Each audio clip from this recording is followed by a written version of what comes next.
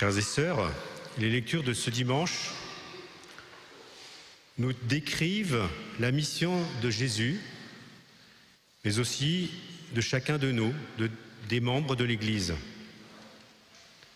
En effet, nous devons entendre le cri de souffrance de Job, l'immense clameur de tant d'hommes et de femmes qui sont plongés dans l'épreuve, dans la maladie, dans l'angoisse ou même dans la mort, dans le deuil. Il nous faut aussi imiter l'apôtre Saint Paul qui, en communion avec Jésus, s'est fait le serviteur de tous afin d'en gagner le plus grand nombre possible. Jésus, enfin, dans l'Évangile, est notre divin modèle. Et là, il nous est relaté une journée type de Jésus. Si le Seigneur, dans l'Évangile de dimanche dernier, était confronté au mal qui s'opposait à lui, aujourd'hui, il est tout donné aux autres dans une activité harassante, au service de ses frères et sœurs malades, que nous célébrons aujourd'hui, ainsi que tous ceux qui les soignent, médecins, les infirmiers, les infirmières, mais aussi les aumôniers dans les hôpitaux, les cliniques. Nous prions bien pour eux en ce moment, bien sûr. Et voilà que, alors que beaucoup de ceux qui l'accompagnent se reposent encore, Jésus de bon matin se lève pour vivre un temps de cœur à cœur avec son Père dans une longue prière solitaire. C'est ainsi qu'il vit son union avec le Père qui l'envoie, mais aussi son amour des hommes vers qui il est envoyé par le Père. Jésus se livre totalement pour le salut des hommes. Jésus se livre totalement pour le salut de ceux qu'il croise sur son chemin. Et il sait se retirer très tôt le matin dans un lieu désert. Le Fils de Dieu, tourné vers son Père, dans la lumière du jour nouveau, reçoit de lui l'amour infini qu'il veut répandre ensuite sur les hommes. Son amour inépuisable jaillit de son union profonde avec le Père dans l'Esprit Saint. Frères et sœurs, Jésus est notre modèle en toutes choses. Il nous apprend à unir la prière, le travail, le service et à être ses témoins. L'Église, d'ailleurs, a prévu ces deux dimensions essentielles à la vie chrétienne pour deux vocations distinctes, actifs et contemplatifs. Religieux actifs qui vont annoncer l'Évangile, qui vont servir dans les hôpitaux et qui vont éduquer, comme dans les patros, ce que nous faisons dans les patronages. Contemplatifs, frères et sœurs en prière, une bonne partie de la journée, et qui font des travaux manuels, car nous nous sanctifions aussi par l'offrande de notre travail. Nous sommes souvent tiraillés, frères et sœurs, par des désirs et des nécessités contradictoires. Notre vie chrétienne trouverait davantage de vitalité dans une prière profonde. Cette prière doit nous conduire à aimer servir les autres. Au cours de retraites ou de pèlerinages si bénéfiques pour chacun de nous, c'est un point important sur lequel nous devons nous interroger, frères et sœurs. Quel est le temps donné à mes frères dans le service ? Quel est le temps donné à Dieu dans la prière chaque jour ? Pour vivre vraiment en chrétien, ce que nous faisons, les plus petites choses, il est important de garder notre cœur tourné vers Dieu au-dedans de nous. Comme disait saint Isaac de la Trinité, vivre au-dedans, ça ne veut pas dire qu'on est désintéressé de nos frères, mais ça veut dire que Dieu va nous guider vers nos frères et que nous allons vivre davantage notre apostolat, notre charité va pas être simplement une action humaine, mais une action qui va être divinisée par cette orientation vers Dieu. Jésus nous montre une vie unifiée par un amour véritable qui n'oppose pas Dieu et les hommes. Le Fils de Dieu trouve en son Père la source de l'amour des hommes. Et dans le service de ses frères, il répand l'amour de Dieu. Notre prière n'est pas un refuge, mais elle doit réaliser une véritable communion avec Dieu et les autres.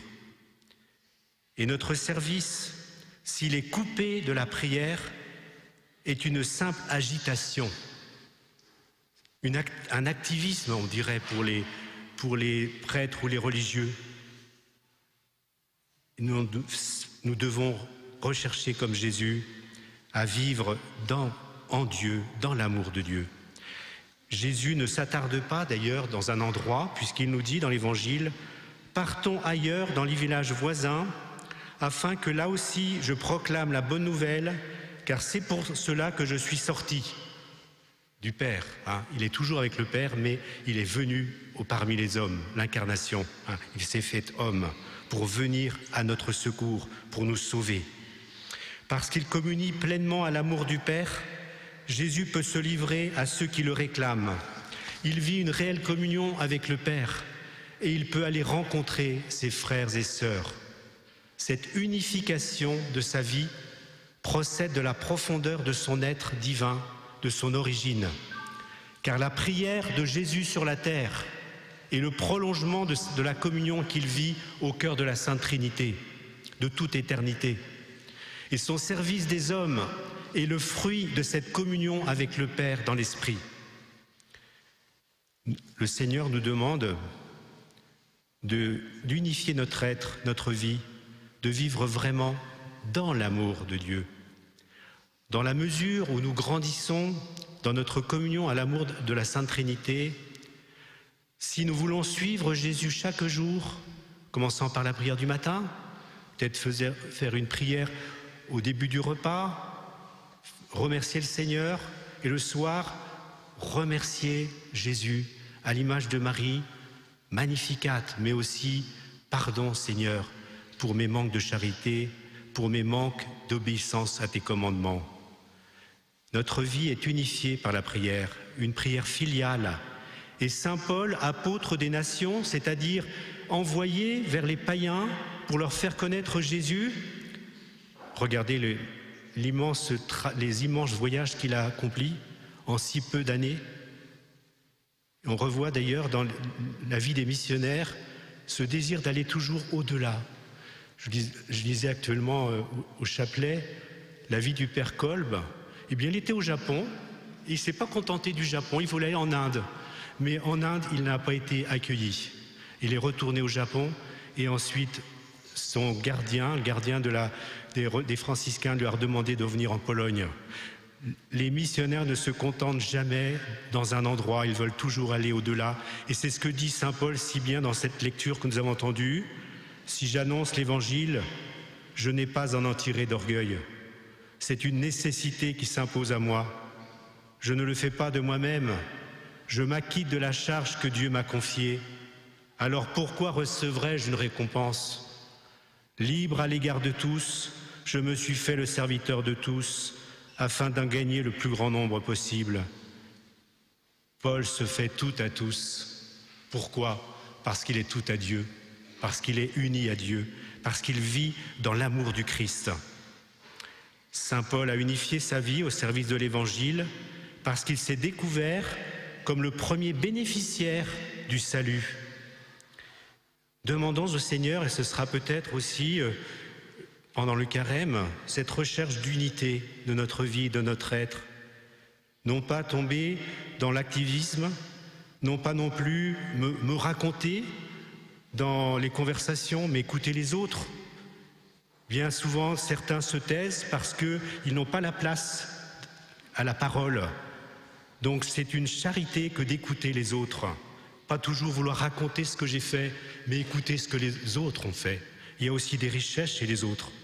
Le Seigneur nous invite tous, en découvrant dans la vocation qu'il nous a donnée, le lieu où nous pouvons nous sanctifier, où l'amour peut faire fructifier notre vie. Je termine en me servant d'ailleurs d'une citation du Père Le Prévost que vous pourrez trouver dans le livre « Prier 15 jours ». fait par notre frère Alexis, le vénérable Père Jean-Léon Le Prévost, fondateur des religieux de Saint-Vincent de Paul, nous invite à unir la prière et l'action. Dire c'est pas facile. Et pourtant, il ne s'adresse pas seulement à ses frères religieux, mais aussi à chacun de nous. Donc écoutez bien, retenez cela au moins de ce que je vous ai dit. Je vous recommande de faire en sorte que le souvenir de ce bon Seigneur revienne souvent à notre pensée au milieu de notre journée. Pensons à Jésus, disons-lui notre amour, afin que Jésus sanctifie tout et que tout soit pour Jésus. Plus nous aimons Jésus, plus nous désirons lui plaire, plus nos moindres actions deviennent glorieuses pour Jésus et méritoires à ses yeux. Nous nous adressons à la Vierge Marie, peut-être aussi à Saint Joseph, qui est à côté de moi. Que l'humble Vierge de Nazareth, que Saint Joseph nous aide à orienter nos esprits et nos cœurs vers Jésus, qui est la lumière véritable. Que les noms de Jésus, de Marie, soient dans notre cœur et sur nos lèvres. Ô Jésus, de douce mémoire, qui nous met au cœur la vraie joie. Oui, plus que le miel et plus que tout, que ta présence, Jésus, est chose douce. À quoi penser qui soit plus doux que ton nom, Jésus, Fils de Dieu ?